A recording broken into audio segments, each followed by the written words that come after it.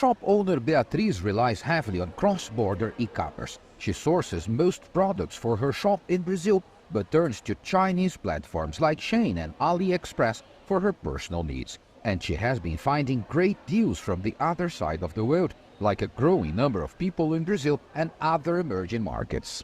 Comprei também essa blusa, que é uma blusa bem I also básica, bought this blouse, pra which dia a is a dia, very pra basic trabalho, one for eu faço muita day-to-day frente com use. clientes For externos, work, então I fica often meet super external apresentável. clients, so it E looks very uma das peças que eu presentable. comprei que eu mais One gostei of the foi esse pieces I bought blazer, and I liked the porque ele most tem was um this corte super blazer, bacana, because it has a também really cool já tem cut. vários.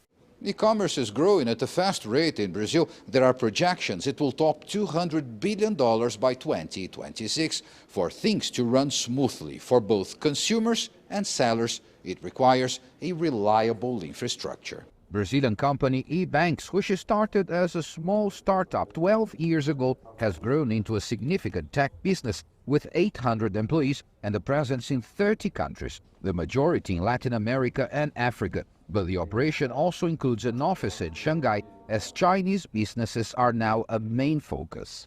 A lot of our payment system is still pretty much cash-based, credit cards. It's not a reality on emerging markets. In Brazil, even in Brazil, we already have a more advanced scenarios on card ownership. Latin America has been evolving, but when we look at Africa, we are talking about 3% of the population that has access to credit cards. And how important is China in this business environment? China is a very important part of our story.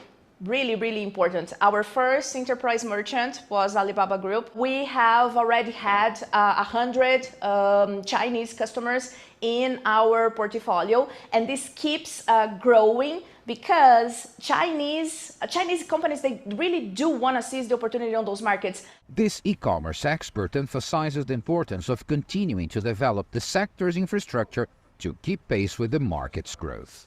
It's not a huge problem, but you need to have specialized people for that. That's the big challenge. We have to train people, have people specialized to develop on this technology. The growth of e-commerce shows no sign of slowing. Tech companies are striving to keep up and profit from the opportunities created. Paulo Cabral, CGTN, Curitiba, Brazil.